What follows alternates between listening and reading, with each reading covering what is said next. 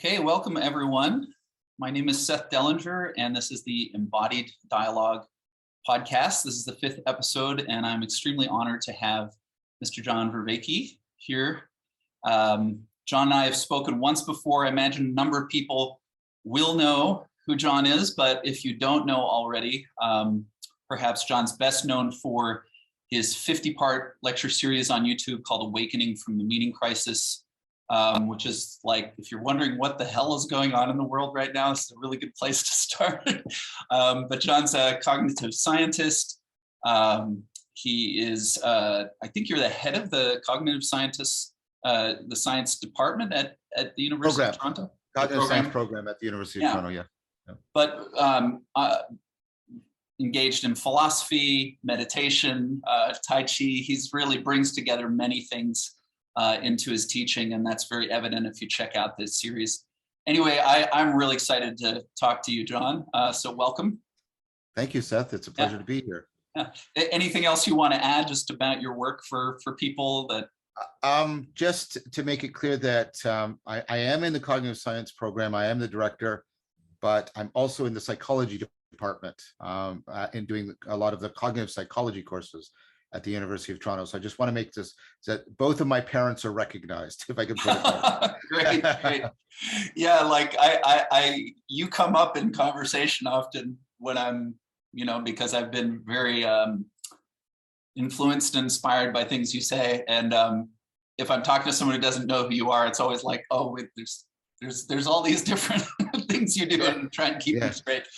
But I guess I just want to say, by way of appreciating what you do, that's a kind of I think a good place to jump off from, because while you are so deeply involved in a discipline like cognitive science, which could be a person's whole world, you really like to step outside of the bounds of things you do. For example, talk to a person like me, but also you, one of the things you've identified when you talk about the meaning crisis, and let's just sort of say, for anyone who hadn't heard that before, it's like the crazy state of the world today. You often talk about that we're in this funny place where on the one hand, science has advanced so much, and so much is possible because of science that wasn't possible in the past. And at the same time, religion is really receding. And of course, everyone's familiar with, scandals in the church and things that have happened, and plenty of reasons why people might not be looking to religion the way they were in the past.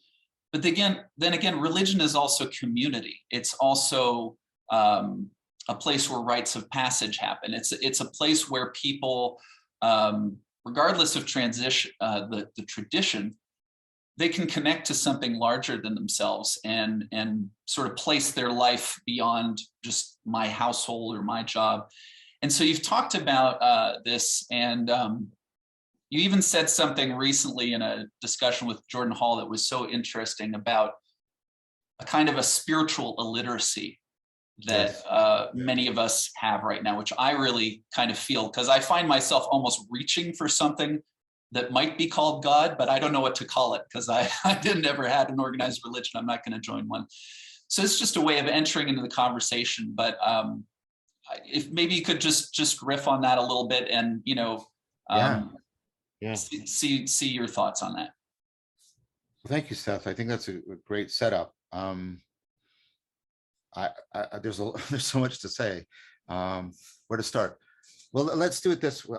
Let's work within the framing you set up, because I think it's helpful. So the preponderance of science, and we have to remember the Heideggerian point. Science isn't just theory in the textbooks, right? Or in the journals. Science is also insinuated and instantiated in technology, right? The scientific worldview isn't just theories. Like, I find it, I mean, I want to be charitable. I understand what people are trying to say, but I think people are unintentionally being disingenuous when they say things to you over Zoom, right? That I reject science and the scientific framework. It's like, really? Really? You reject all of the science, the electromagnetism, the work on computation, information theory, signal detection, like you reject all of that? I doubt you do. I doubt you do. And so what is it people are trying to say? I think any overly romantic attempt to, I'm going to somehow live apart from the scientific worldview, I think that's not optional for us. I don't think that's a viable option. Nevertheless, I think people are trying to say something very valuable, which is, right, when they're not either just being overtaken by nostalgia or overtaken by utopia. What they're trying to say, I think, is, but science doesn't help me. It doesn't help me deal with how I fall into patterns of self-deceptive, self-destructive behavior. I can't seem to get into right relationship to myself, to other people, and the world. I don't understand the relationship between my mind and my body, not just as a philosophical thing, but like as a lived way of being. I want to cultivate wisdom and connectedness and depth of contact with inner and outer reality, and make those inner and outer realities deeply in touch with each other. And so part of what I've tried to do, and I've tried to do it like, I try to do it as dialogically as possible, is to give people a way of articulating what I was just saying and understanding it. And then part of what that is they don't turn to where people have traditionally turned to that, which are the traditional religions. And there's various reasons for that. Some of them have to do with the political, sexual, moral scandals that have bedeviled, pun intended, all of these religions. None of them is free from it. And there's also the fact that for many people, it's not that they think these religions are so much false as they think they're irrelevant. They don't find the means and the community for the transformations that they're seeking. They want to go and cultivate wisdom, and they're willing to accept it might have something to do with ritual, it might have something to do with this and that, but like for many people, the organized religions are just not doing it for that constellation of reasons. Now, they don't typically, these are called the nuns, the N-O-N-E-S. They have no official religious. I'm one of them. You're one of them. You're one of them. And I believe you still belong to one of the fastest growing demographics, if not the fastest growing demographic, right, in this domain.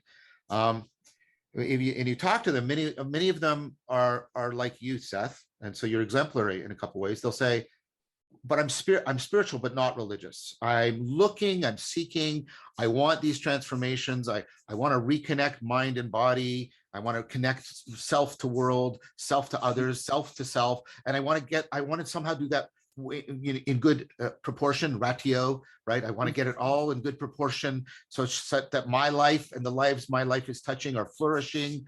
And I hunger for that. And I know that I get into these bad patterns, and I want to find real, reliable liberation from them. So I'm spiritual, but not religious. But the problem with that is, and many, anthropologists and sociologists have said, well, that really just turns into the religion of me, right? The religion of me. And I'm not accusing you of anything. It's like, and then we don't fundamentally work that way.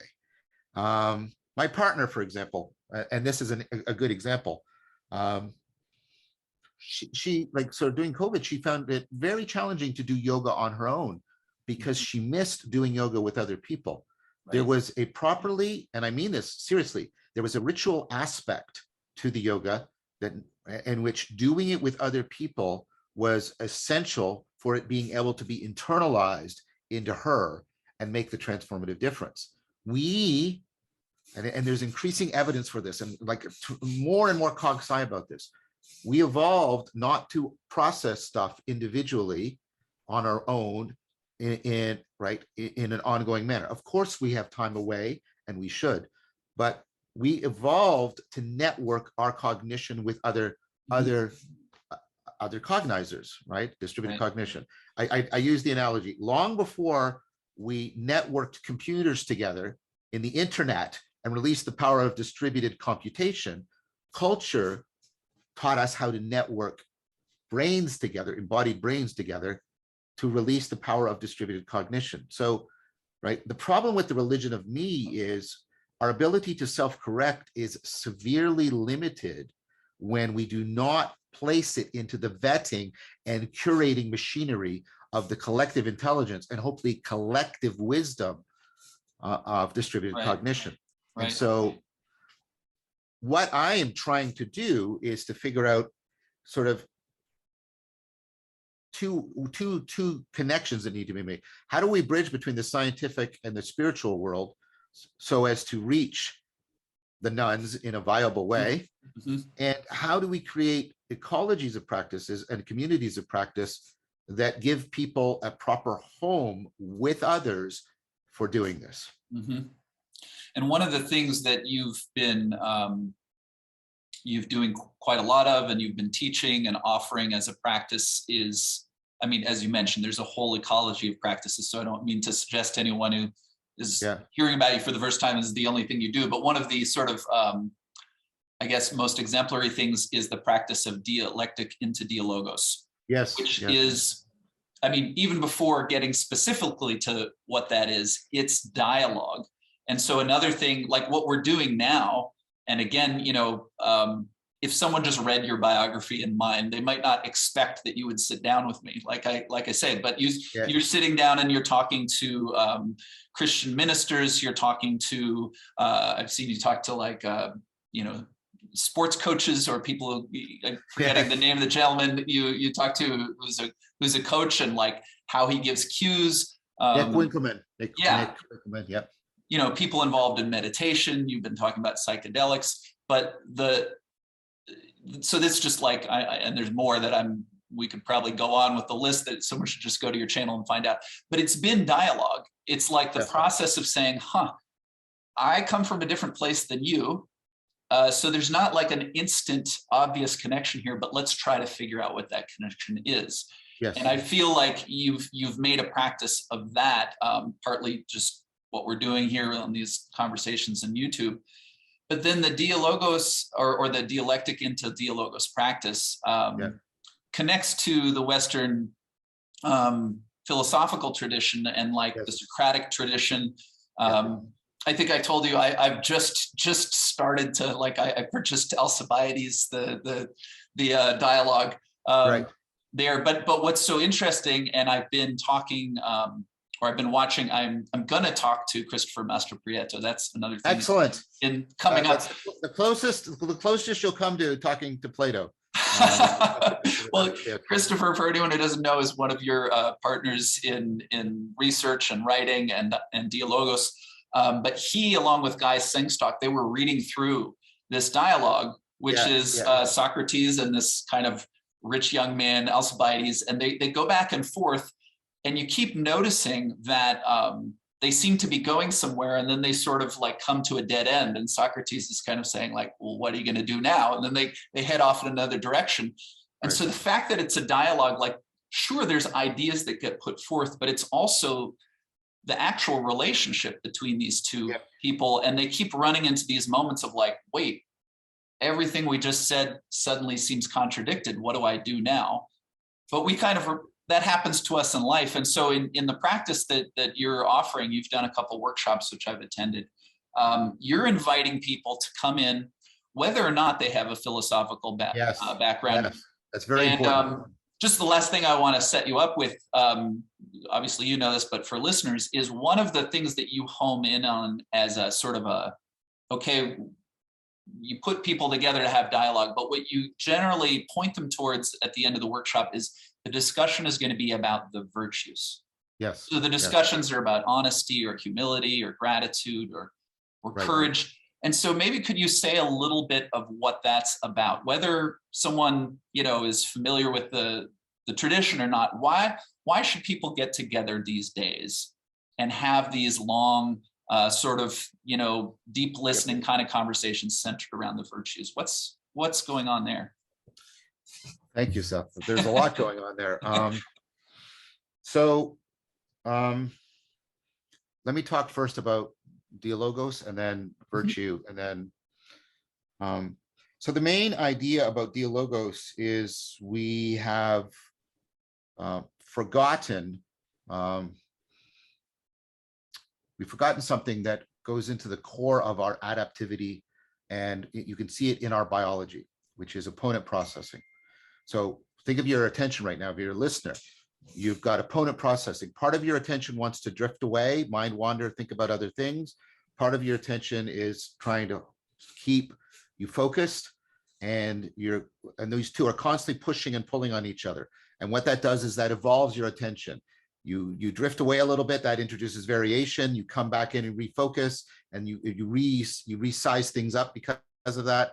And then and you're constantly doing this opponent processing. Or your autonomic nervous system is opponent processing between your sympathetic system that's biased, and I mean that seriously, to interpreting everything as threat or opportunity and really raising your level of arousal, and the parasympathetic system, which is biased to trying to interpret as much of the world as it can as I'm safe, I can relax, I can calm down. And they are constantly pushing and pulling on each other so that your level of arousal is constantly evolving. So just two clear examples that are deeply in the guts of your current experience right now. Your attention is evolving through opponent processing, your arousal is evolving through opponent processing, and that's how you're engaged, and that's how you're shaping yourself and shaping the world to you, right here, right now. Mm-hmm. Now, that's not only in individual cognition within a person, that's also in distributed cognition between people. There's overwhelming evidence and we're all, but I'll speak for myself. I'm overwhelmingly egocentrically biased, and this shows up in all kinds of experimental tasks. So are you. What the experimental work shows, though, if we put the two of us together in the right way, we are the best self-correcting system you could get. Right. Right. Now, what we have to do is we have to see ourselves in opponent processing, not adversarial. If I frame this as I'm right and I'm going to shut you off, I'm not picking up on the adaptive potential. But if I reconfigure what I'm doing in my dialogue, what we're going to do is opponent processing. I'm going to try and deeply listen to how Seth can call me and draw me beyond myself. And I'm going to try and reciprocate that back to him so that we're doing this process of co-emergence. Here's a defining feature of Dialogos, where you and I both get to places we couldn't get to on our own. And that's not the same thing as you and I agreeing on everything that has been brought into the discussion. So very often, like for example, like you mentioned, I'm talking to a minister, Paul Vanderklee. Paul's a committed Christian. I love him. He's an important person for me. But because he's a committed Christian and I'm not, there are things we will not come into agreement. But nevertheless, whenever we talk, he gets to a place and I get to a place we couldn't have gotten to on our own. So beneath the communication, there is a communing that is about not being right, but entering into right relationship with each other, and both of us entering into right relationship with the logos, this collective process of moving two people in a way that they couldn't move on their own. I was just, yeah, no, absolutely. And I know you still didn't get to the virtues, but I just sort of wanted to point to like this thing that you're saying about opponent processing being so different than adversarial processing. Yeah. And it's another point you've already made, but just to frame it for the listeners, I mean, adversarial processing is like the norm out in our culture right now. So this might sound like John's talking about, oh yeah, we get together and people talk and we get to know each other. It's like, it's a lot more than that. It's actually, I mean, the phrase sometimes that you've used, I know, especially, I don't know, maybe it was another person in the Christian community, Jonathan Pajot, who I know you've talked to, about this idea of stealing the culture.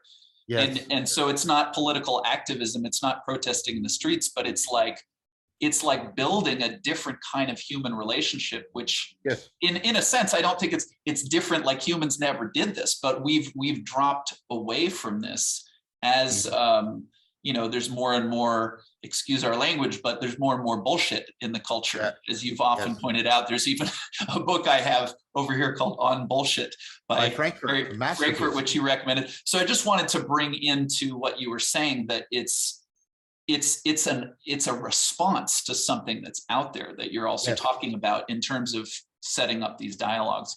And then if you Yeah. wanted to go on to, also talk about why the virtues. Sure. So, well, part of this has to do with explaining why we've gotten locked at a certain level, and then why the virtues matter. And so part of what I propose is that there's multiple ways of knowing. Mhm. And I can give some links or something I gave a talk, invited lecture at Cambridge, where many people say that's the best presentation I've given of it. And it goes to work that I did with Dan Chiappi about distributed cognition, by the way, how the NASA scientists on Mars as a group with the robots on Mars, sorry, the NASA scientists on Earth, moving the robots around on Mars, how they form a distributed cognition that actually does the exploration of Mars. So anyways, the four kinds of knowing, very quickly, there's the propositional, which is the knowing that is contained by proposing something. Although we forget that we're doing that. We just state a proposition, like all cats are mammals. And that's stored in your memory for facts, like all cats are mammals, 2 + 2 = 4, right? Now that sits on top of, right? It's dependent on knowing how to use your propositions, knowing how to use your attention, knowing how to interact with the world in the right way. This is called your procedural knowing. This is not knowing that cats are mammals. This is knowing how to kiss somebody, how to catch a ball, how to start a conversation, right? These are skills. And whereas beliefs are true and false, skills they either fit or don't. You either activate them and you're adept in them, or they were misactivated, or you're clumsy, but they work differently. And you have a different kind of memory of it. This is procedural memory. So you can have amnesia where you lose a lot of your semantic memory, and your procedural memory is still completely intact, which is very common, by the way. So it tells you that there's these different ways of knowing, different ways of remembering. Now, your ability to use your skills depends on what you and I are doing right here now, which is our perspectival knowing.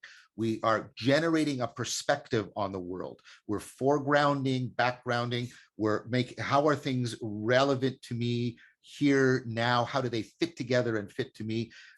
We're doing what I call salience landscaping. How are things standing out for us or not standing out for us?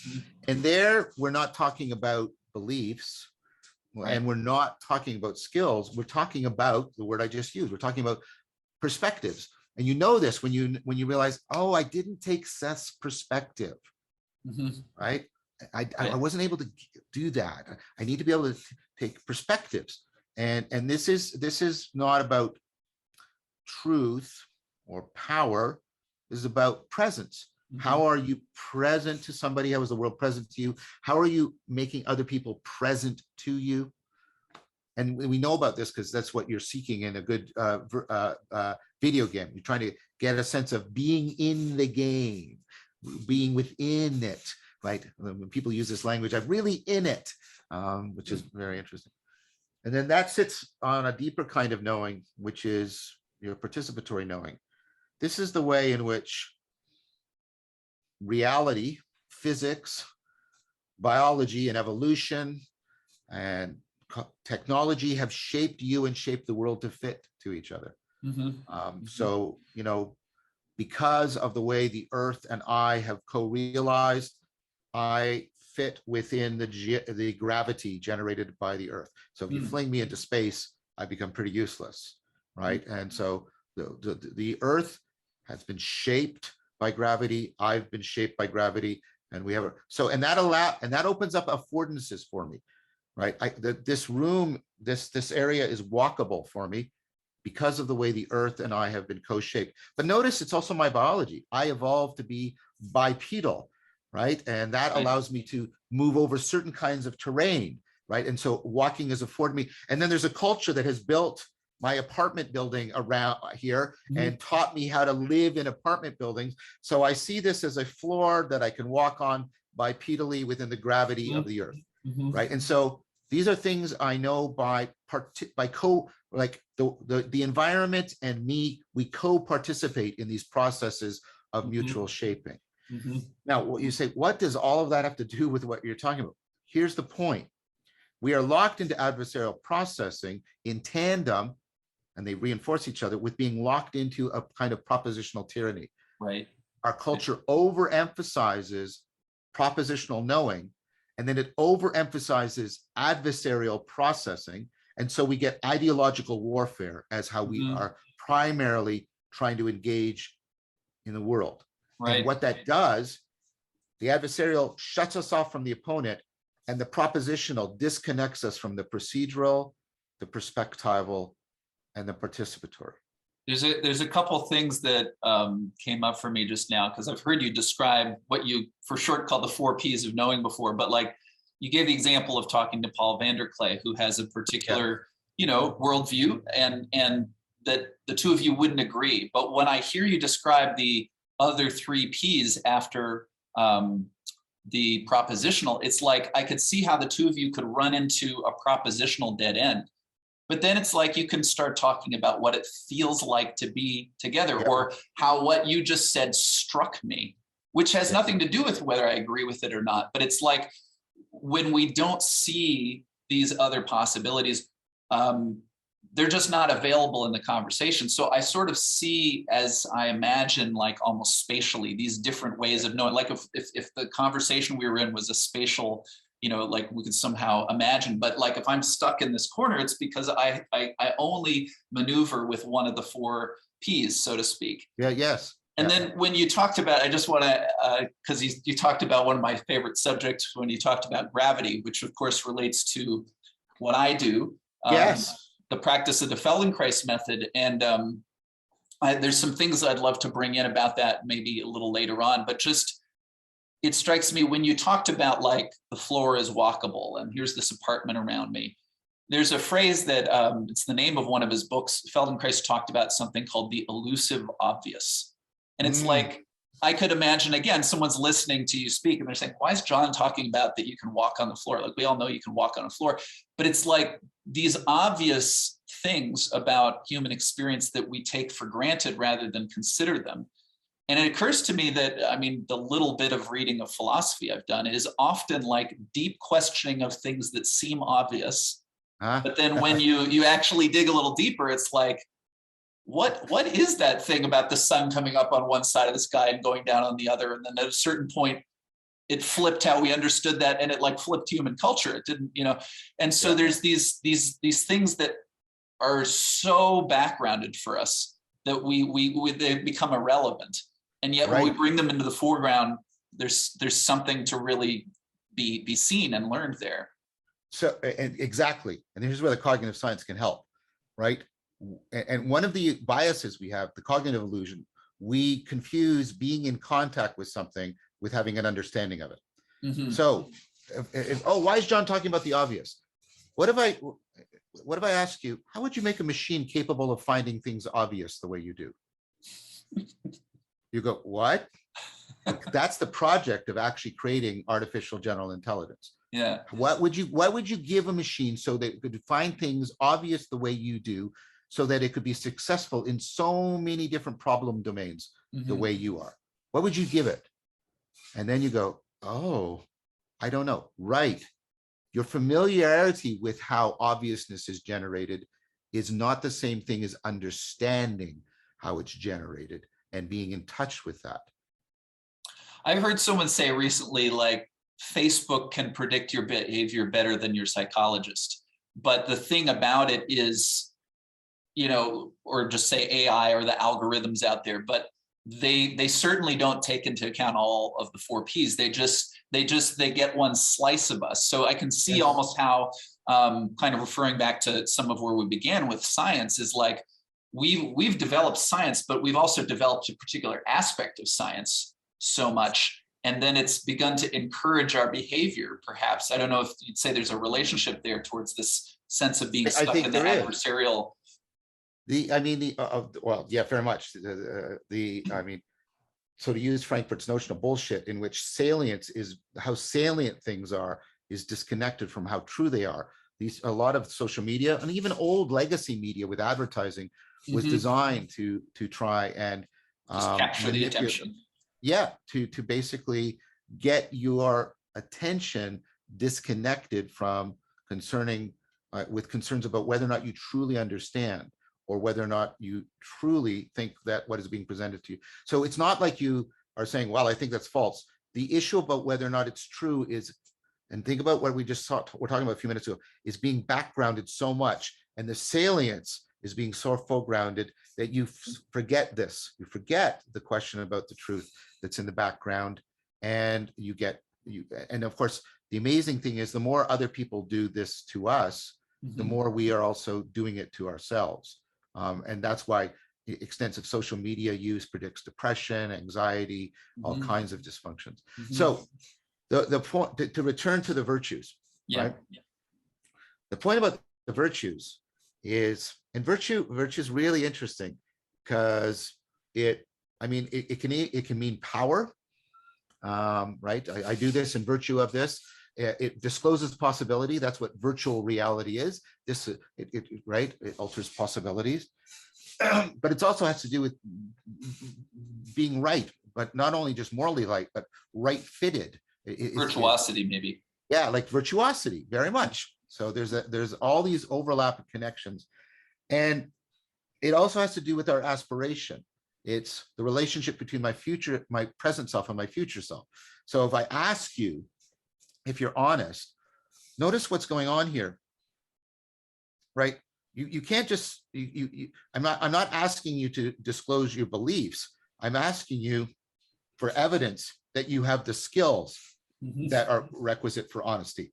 If you can enter into the state of mind, you can take the perspective of the honest person. And if you've actually committed yourself to cultivating honesty, a real aspirational relationship between your current self and your future self. So I'm engaging the procedural, the perspectival, and the participatory in a way that is trying to challenge you to transformation. Because virtue is ultimately not about having right beliefs, right? Or even in a sort of limited sense, doing the right thing. That's like following the rules, right? Virtue is about being in right relationship, fundamentally right relationship. That's what I mean when I say virtue is the beauty of wisdom, right? It's about being in the right relationship that allow you to overcome self-deception and also to enhance your connectedness to yourself, to each other, and the world. So by asking people to enter into dialectic that might trigger dialogos, where we're getting into right relationship with each other, and we're getting into right relationship with the logos, this emerging pattern of flowing collective intelligence. And then we direct that towards the virtues. We are allowing the dialogos to go as deeply into us as possible, deeply between us as possible, and deeply in reference to what we think is best as possible. That's why the virtues. Yeah. And again, just like as you say this, and I reflect on my own experience doing Dialogos practice, and maybe I'll throw in a little more detail for listeners who don't know what it is. For example, I've been in conversations about honesty, courage, humility, gratitude, and there might be 4 people there. And one person will just say, here, hey, everyone, this is my proposal. This is what honesty is. And they'll just throw it out there. Now, we all know we could go pick up a dictionary and read something. But one of the things that you've talked about before is like being honest with a child versus a coworker versus your romantic partner. It's the virtues also show up differently in different moments. So it's not, you can't, even if it was, well, this is why I think part of why, anyway, you said it's not just a belief, because if you just believe one thing, it doesn't actually function. Even if it was like a commendable belief to have, we need more than that. We need this sort of, believing that I should be honest doesn't enable me. It doesn't give me the skills that I need to exercise in a particular situation, but it doesn't give me the perspective to tell me, like, but how should I situate those skills, and which should I apply, and how should I coordinate and balance them? And then ultimately, who am I, and who is this world, and who is this other at the participatory level? I need to bring all of that in if I'm going to be honest. Well, so in the practice of Dialogos, the listener kind of helps me with that, because I say, okay, guys, here's what I think honesty is. And I kind of just like my best attempt. And like, for sure, I didn't nail it. Like, but I might have got something. And then the listener's going to say, Okay, Seth, like you mentioned honesty as something to do with the truth, but what do you mean by truth anyway? I mean, that could mean a lot of things, or whatever it is. And we go around and everyone gets the chance to sort of propose. And then the listener is asking questions to like help me get a little, okay, I threw out that word truth, but I didn't even know what I meant when I was saying it. Let me think a little harder. Let me slow down a little more. And so this process happens and everyone gets to do it. And then eventually we get to this, you know, once we've sort of done a certain amount of kind of, you could say formal or procedural practice, like we kind of, you know, we talk beforehand, hey guys, this is the procedure, this is how we're going to do it. But then eventually we get to an open-ended discussion, more like what you and I are doing here. But we've all, in a certain way, we've disciplined ourselves to sort of not talk in a particular way that might be our norm until we get to a certain place.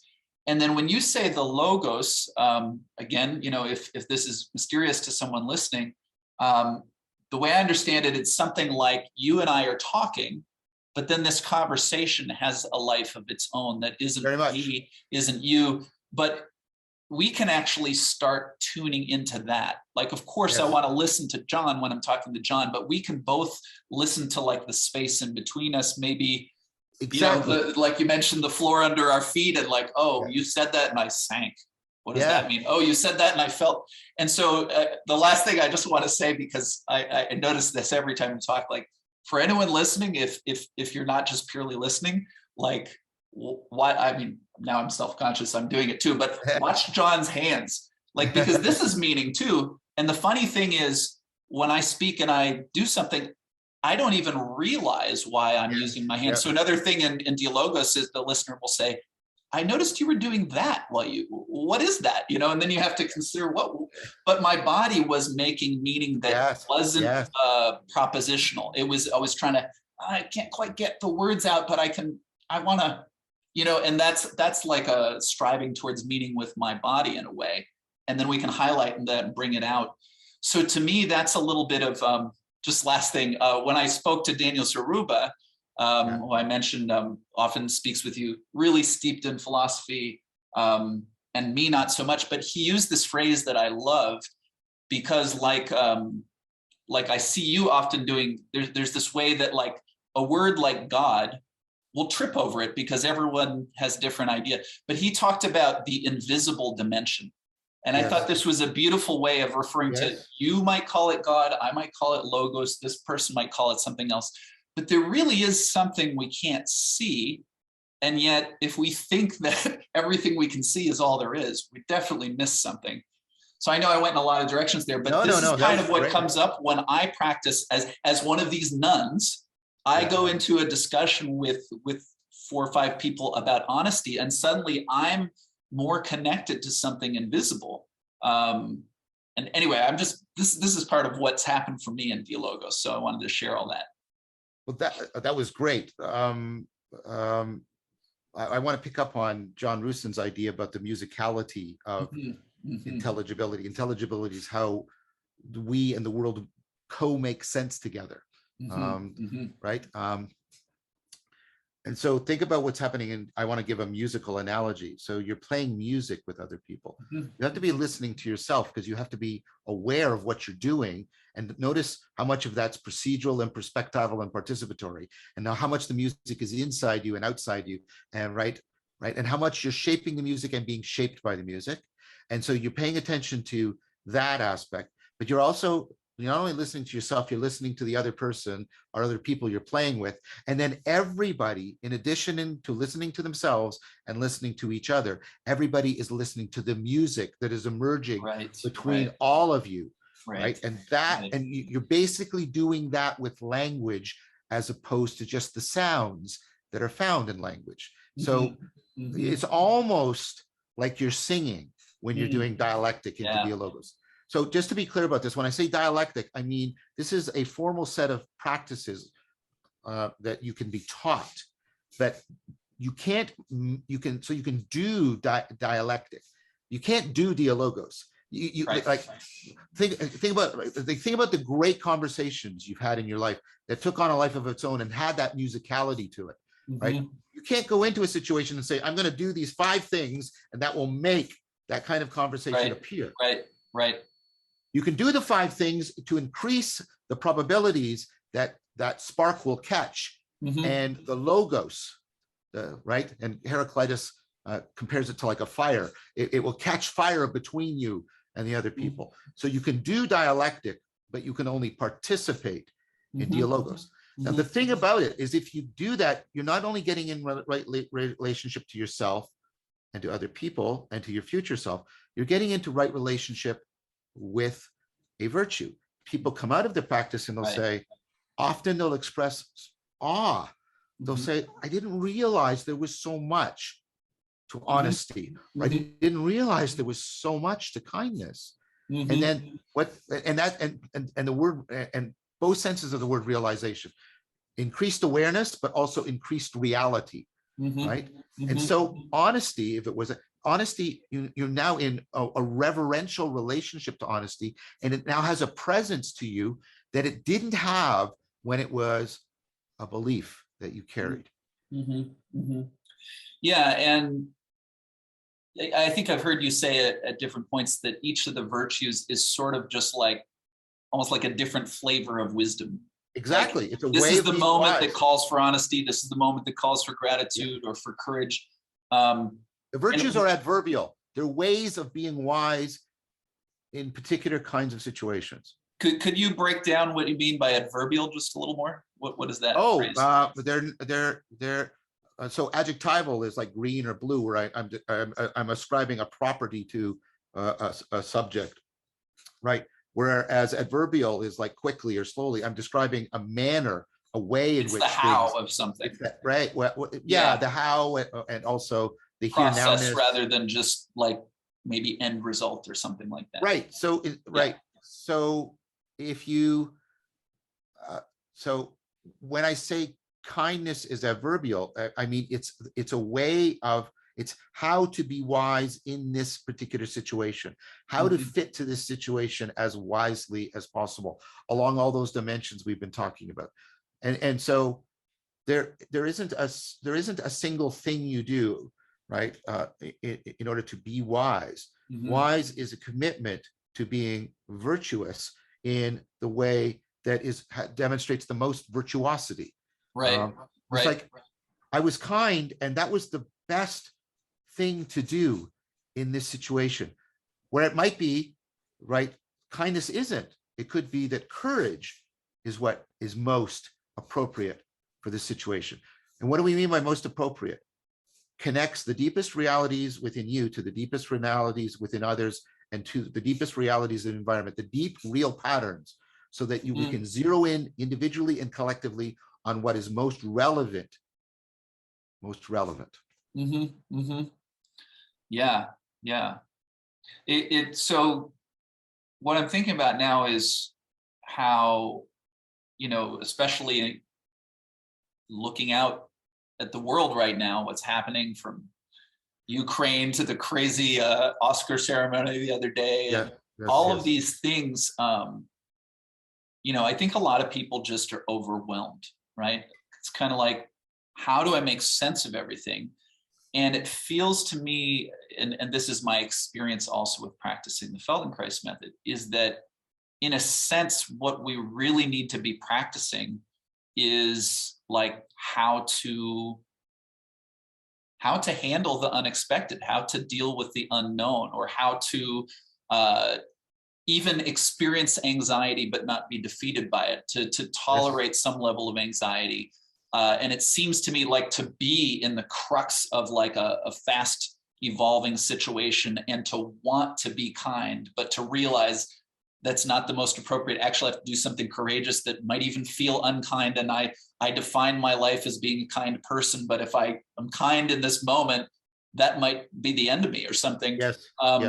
It's, there's so much about this sort of emphasis on propositional knowing, or even we could just say dogma, where it's like, it would be really easy if someone could just give me the 5 principles of life and I could just remember them.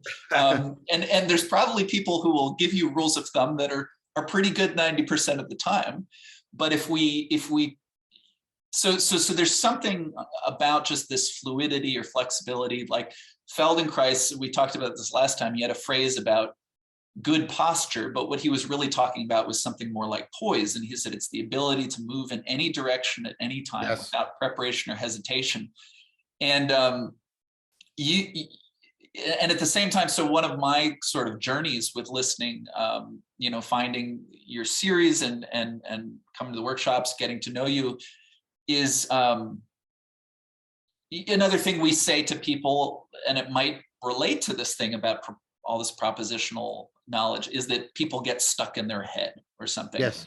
And so then I was doing this practice of Feldenkrais method that emphasized movement and realizing I have a pelvis as well as a head with thoughts in it. And but there's also a way that we can go too far into this idea of I don't know, we can get ideas about going back to nature, stuff that just is totally also disconnected to reality.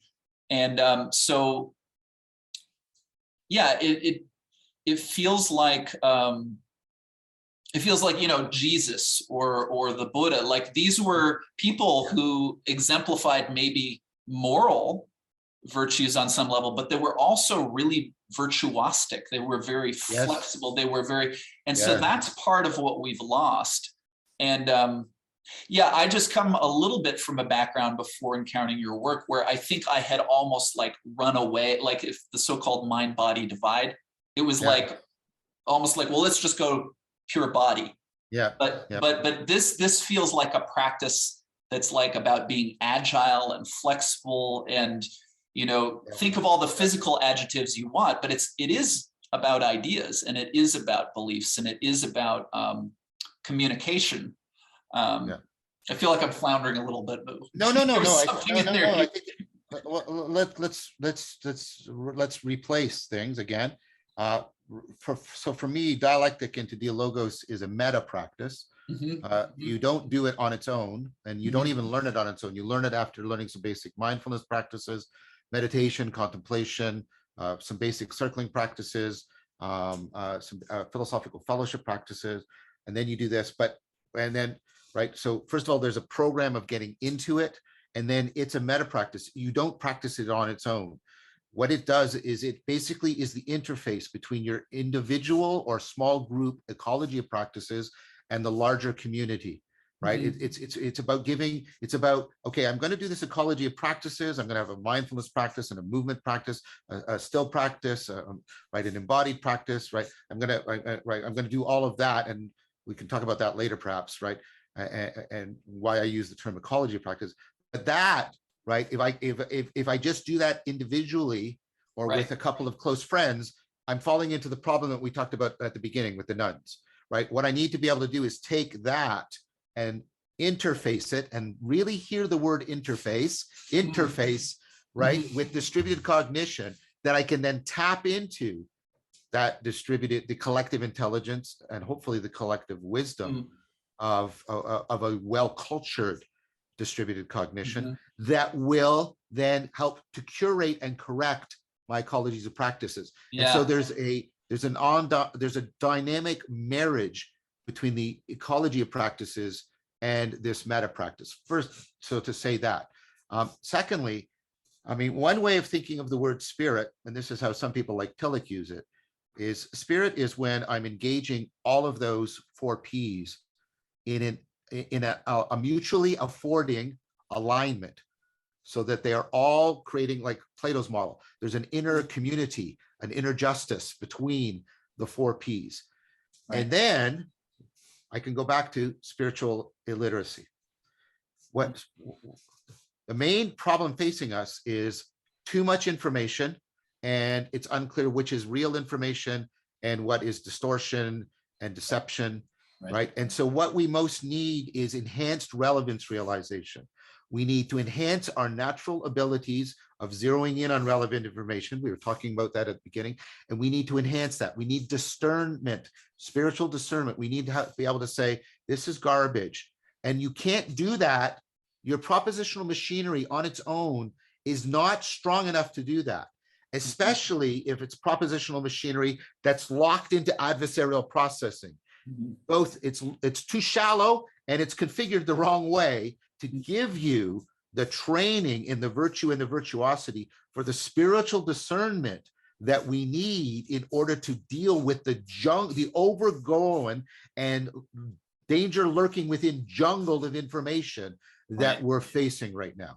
That is how it circles back to this notion of we need spiritual literacy. And so part of what we want is we want ecologies of practices that are working to engender our spirit, if you'll allow me to bend that term, and that also put that spirit into communion with other spirits. This language is sounding really probably horrible to some people. What I mean by that is other humans who are trying to engage all of their person, all of the 4 Ps, and that are also not doing it just individually, and we talk about team spirit, but also collectively. And all of that machinery is being addressed as optimally as we possibly can, so that we can shape it as optimally to give us the spiritual discernment, so that we are spiritually literate in the way we need to be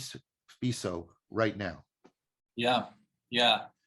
You reminded me of a question that I had, and again, I want to refer to a little bit of the background that I came to your work from, practicing Feldenkrais. But you've often talked about one of the dangers of this time period is that we can fall into kind of an autodidactic approach, like, oh, I'll just, do a little of this, do a little of that, like I'll make up my own name for God or whatever. But at the same time, I've heard you talk about, the value, and you exemplify this, of looking in many different directions and being involved and connecting different fields and disciplines, different religious traditions and spiritual traditions, and sort of, so Feldenkrais is an example of this. So he drew on the practice of judo. His pedagogy comes out of Jewish mysticism. He studied, hypnotism. And I had a conversation recently with a colleague of mine who'd written his whole dissertation on the history of somatics, which broadly speaking would be the umbrella that Feldenkrais falls under. And it's really interesting. He had 5 different sort of things that characterize. And the first one was what he called autodidactic therapeutics. And so he's talking about, like, an example of Feldenkrais. Feldenkrais injures one knee, then he injures the other knee. And then, the medical professionals he runs into, he doesn't trust that they're going to help him. So he goes and he invents something. He had essentially, long story short, he invents his method. So he actually innovates something that becomes very useful to many other people. But then, sort of jumping ahead in the conversation, my colleague also says, he kind of had this utopian idea of evolution, and that apparently many of the somatic people did. And so they sort of just thought, well, we can just keep becoming, better and better at being humans until we're like this. But and so you could see that could get problematic. But some of the innovation of the somatic people was that they were weirdly in between science and spirituality. Like they would do things like Feldenkrais could have been like a career scientist, and he had the credentials. He'd done, his mother famously said, like, he could have been a great scientist, he ended up being a masseuse or something like this. But he also would do things that the scientists probably wouldn't do, and yet he would look to spirituality for certain ideas. And so he was kind of, I think at certain points he was frustrated, and yet he kind of innovated by traveling this middle path. And at the same time, somatics, like, largely speaking, it's you can't get, for example, I think in Europe you can get insurance to pay for you to go see a Feldenkrais practitioner. You sure can't do that in the US. It's kind of fringe, in terms of mainstream culture. And yet some people find it because they say, I tried all of the mainstream practice and nothing helped. Then I went to this person who pulled a little from science and a little from religion, and then I felt connected to myself. And just lastly, what my colleague was saying about something like the Feldenkrais method is it could take someone who's really secular and maybe just give them a bodily experience of connection to the environment that they never had, where suddenly they start opening up to more spiritual ideas.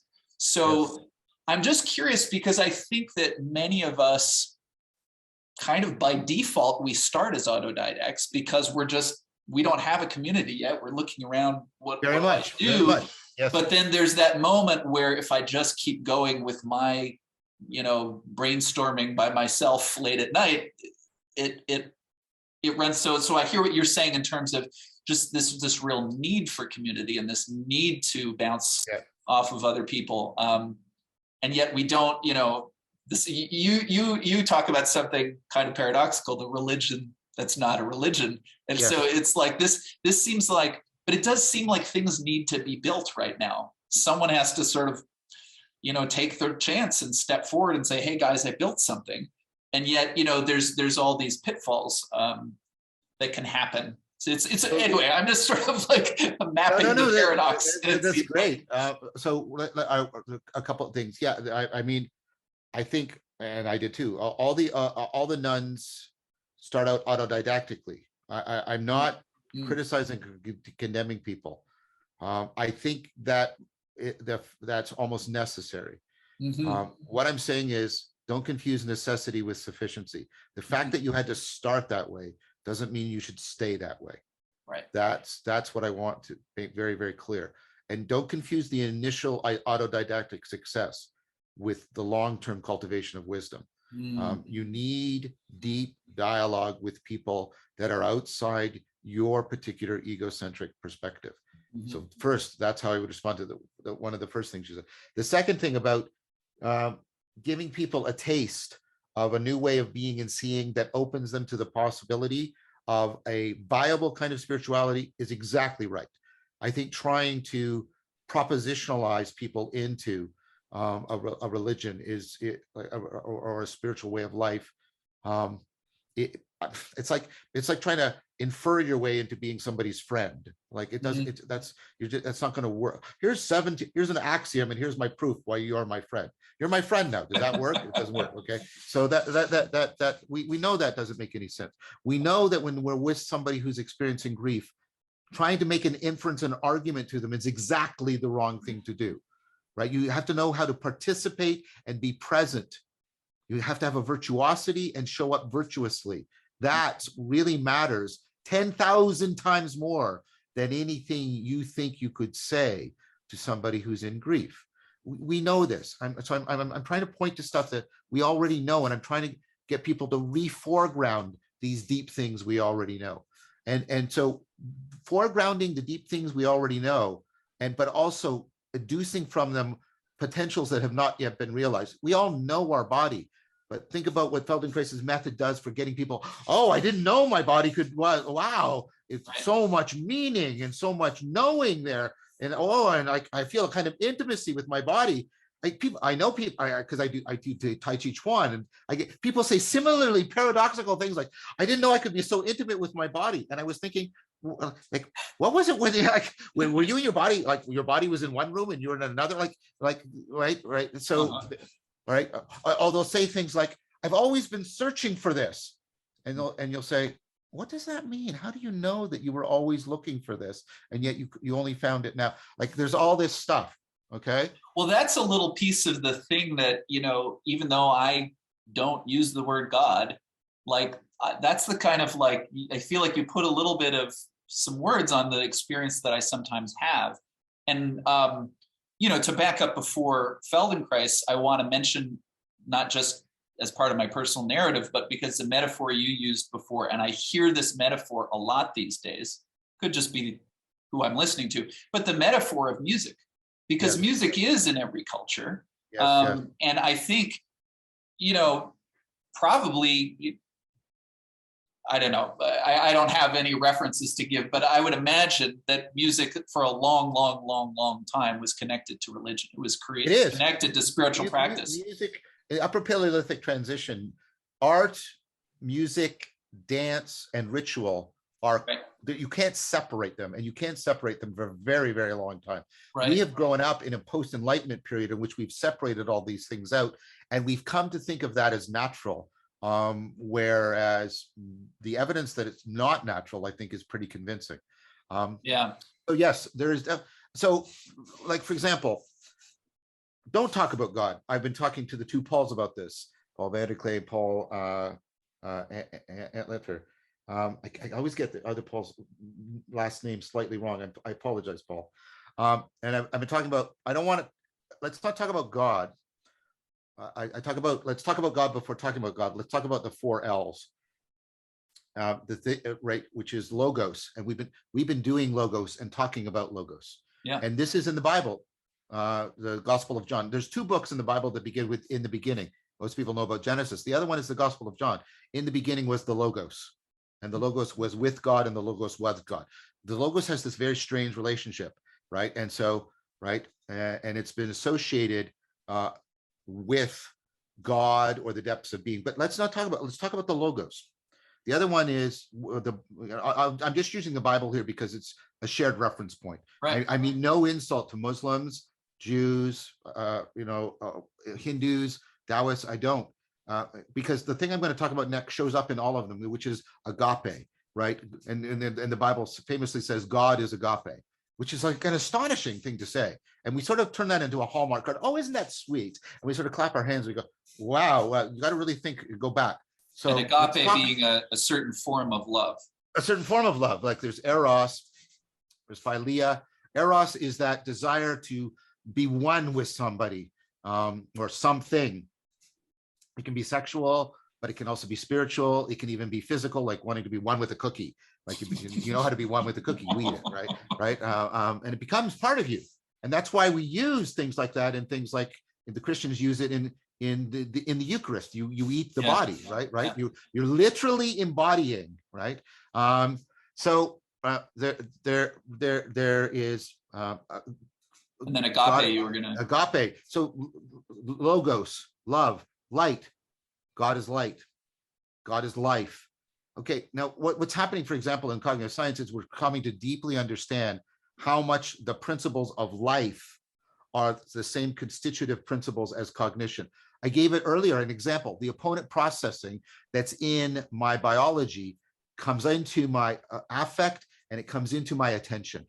So it's a deep continuity between biological life and cognitive life. Well, and I want to say it even, you mentioned how it comes into our conversation. So it even comes into, it becomes larger than one person. It can become. Takes on a life of its own. Yes, exactly. Yeah. It becomes self-making and self-directing.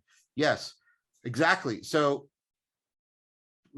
what we can do is we can do dialectic into dialogos, and we can also read a different way, lectio divina, and we can participate in rituals in which we are deeply re-engaging and reflecting on light, love, logos, and life. Yeah.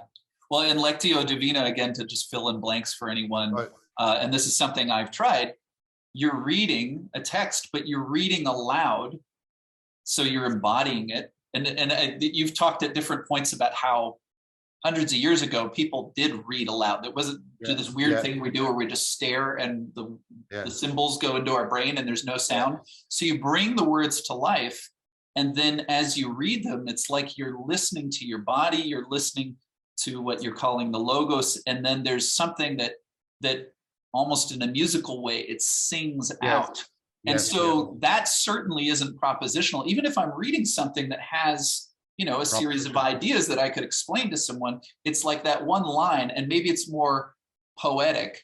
I guess part of what I'm wanting to get at, because I was asking you about music and use the term musicality, and you know that musicality of being is the thing that I talk about when I do my workshops. I was also very drawn to John Russin and his book. But another thing that you've talked about, and I know probably we're getting close to the end of the conversation, but just as another piece of the world today and what the role of art, because this is, or the role, music, but maybe more broadly speaking, the arts, because when I go to write a poem, I don't have to prove something. It's more like I'm presenting a feeling. I'm presenting, I'm in a different mental mode, and it seems like there's something important.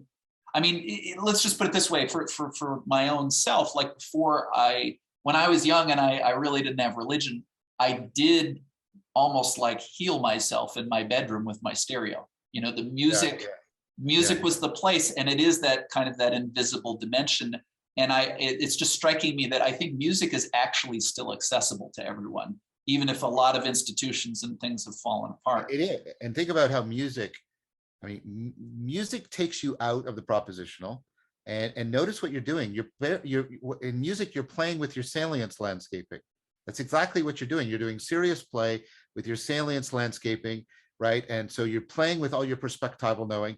You're playing with your participatory knowing because it's in you and it's outside of you. It's between you and the environment, and you participate in it, right? You're shaping how you're getting it, but it's also shaping you how, all right? Music is where we try to indwell the non-propositional and bring it into alignment. And then we're doing it for its own sake, which means we're making it sacred. And one of the primary things we're doing in sacredness is we're taking the meaning-making machinery we normally look through, because we're using that meaning-making machinery to solve our problems, right? And as we should. But when we're practicing sacred, we say, no, no, no, no. I'm not going to use the meaning-making machinery. I'm not going to look through it like the way I'm looking through my glasses right now. I'm going to step back and play with it for its own sake. I'm going to access it, activate it, celebrate it, develop it. And when we're doing that, we're involved in the sacred. And you don't do music for anything other than it for its own sake. Now, of course, we try to commodify it because we'll commodify anything in our culture. But if you look historically and cross-culturally, music is engaged in for its own sake. We are seriously playing with the meaning-making machinery, the non-propositional meaning-making machinery, that dynamic living machinery of how we're connected to ourselves and each other in the world, and we're doing it for its own sake. That's sacredness. And so when people say, well, you know, I'm not religious, but they will, and I don't mean this as an insult, they will listen to music religiously. Yep. Yeah, that sounds like me again. This is what I mean about adverbially, right? They think they're pointing at religion over there as an object that they don't want to have anything to do with, and that's fine. I get the reasons for that. I went through that myself. But what they're forgetting is, but religion is ultimately adverbial. It's about religio. It's about what I was just talking about. And you just now helped me to understand that part of what drew me into the Feldenkrais method, because it's a practice that's well known for helping people with various, you know, physical ailments or recovering from surgery, etc. I was just a lost soul when I found it. Like, you know, my body I feel better about my body these days because of the practice. But when I first did my first awareness through movement lessons, I felt more confident afterwards. I felt more creative afterwards. And what you just said about, you know, this adverbial quality, this process, I think one of the major lessons I learned that I really was new for me was we mentioned this a little bit in our previous conversation, but Feldenkrais was always telling people, you know, he would describe them, okay, reach with your right arm, and people start reaching with their right arm, but they're jerking their body around in this way, like that person you mentioned who's not intimate with their own body. And then he'd say, why are you doing that? Slow down. It's not about reaching the arm. Reaching the arm is just the opportunity for you to feel yourself. And so he was getting people like, stop being so obsessed with the result and start paying attention to how. Start paying attention to the feeling of moving your arm. When you move your arm, what happens in your neck? When you move your arm, are you breathing in or are you breathing out? When you move your arm and you're angry, how does it feel if you move your arm? What if you think that you're extending your arm to give something to someone or punch someone? But if someone just, or one of my colleagues loves to just home in on this point because it's a classic thing, you know, we're these sedentary humans, we go to a movement class, the teacher says something, and then we do it. And one of my colleagues likes to say, are you just following directions? Is that what you're doing? You know, I have to say, reach the arm because we're trying to set up a situation, but don't do it just because I said so. Right, you know? right. So like what? Right. Connect to yourself. And so that might almost be, you know, a little more removed, but a little piece of that thing you were calling religio that I had never done, Yes, really, totally, that I totally. was discovering as I went into this practice. Religio means connectedness, bound-together-ness. Exactly. That's exactly right. Well, this is great. I think we're going to wrap up, but I just want to throw out one more thing from a conversation you had previously. You were talking to another person from a religious tradition, Zevi Slavin, who has a whole channel. Oh, Seekers of Unity. I heartily recommend that channel. Cool stuff. Zevi is a beautiful soul, and his work, I mean, I was happy to try and get, what do I want to say? I want to recommend as strongly as I can that people take a look at his work. Yeah. I think he's a beautiful soul doing beautiful work. Well, and I mentioned to you a colleague of mine, David Cates, who wrote about the spiritual tradition that Moshe Feldenkrais came from, and he's got a deep, he's part of that tradition. So I kind of has a dream that he'll meet Zevi. But when you were getting to know Zevi, he asked you, as we do at the beginning of a podcast, to describe yourself, but he did it more in this framework of like, you've even taught meditation classes where I did this morning, actually. You sit there and you say, who am I? And so you mentioned, different people who are figures that might be connected for you to light, life, love, and what was the fourth L? Like Jesus, like the Buddha, but like philosophers like Spinoza. But what you said was, in terms of categorizing it, you said, I'm a lover of wisdom, a lover of others, and a lover of reality. And there's something about those three things that I imagine are all connected. And so I just kind of wanted to, I don't know, give you another couple moments, like wisdom, the other being other people, right? And the reality. It seems to me that that's something might be nice to end on for a conversation. Yeah. Well, thank you for sharing that. Zevi brings out the best in people, and which is one of his great gifts. For me, the loving of other people, the philia, that's fellowship, and more in friendship, it sort of overlaps on both, and it's in the word philia sophia. So I have fellowship with other people, and together we enter into fellowship with the virtues, with wisdom. And when you're in a real relationship, you're not trying to complete or finish. If you go to your romantic partner and say, like, we've reached the final state that I wanted in our relationship. I now completely get you. There's nothing more for me. There's nothing more for us. Now let's just stay here. That's you just killed that relationship, right? You don't have that relationship with your child. You don't say, well, I have this end goal for you, and once you're there, our relationship is done, right? That's not how it works, right? So we're not trying to complete something. We're trying to enter into an ongoing right relationship with it. And so the love I have for other people, and that gets taken up into, and it's inextricably bound up with the love for wisdom.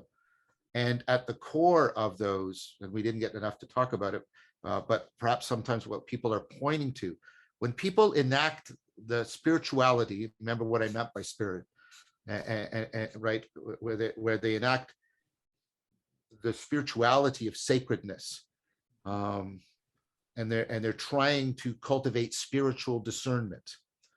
And when they discern the deepest realities within themselves and within the world, and they realize, because of the way we've been talking about, those two are bound up together. They co-determine and co-shape each other. I mean, part of that is what I think people are trying to point to with words like Tao and God. They're trying to point to, I get a sense of my vision, I'm seeing more deeply, but wow, there's no bottom to that depth of the world. There's no bottom to the depths of the psyche. And those two depths, they call to each other, and in a way that's beyond my ego-centric awareness. And so that's the love of reality. And right, that also is bound up with wisdom, discernment, and then it's bound up with others because it requires fellowship. So that's how I try and to re-engage with what you gave me from what Zevi gave me.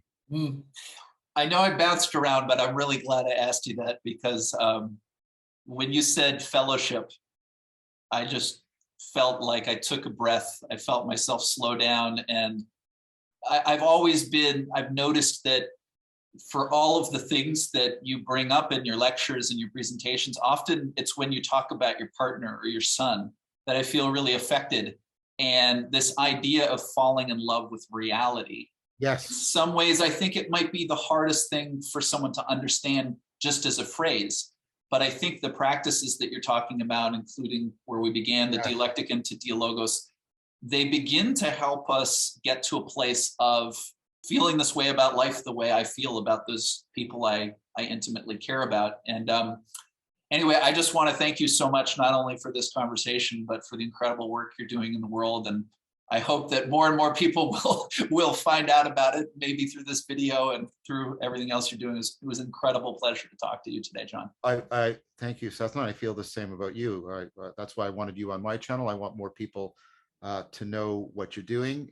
Seth and I are going to be working together, for those of you who are listening, because I want to know more and more about how to integrate this embodied aspect of wisdom. There's a domain of practice here that I think is relevant towards the ecology of practices. So I expect, as we continue to work together, that you and I will talk again, Seth. So thank you very, very much. Yeah, I look forward to that. Take care. Thanks, John. Bye, Seth.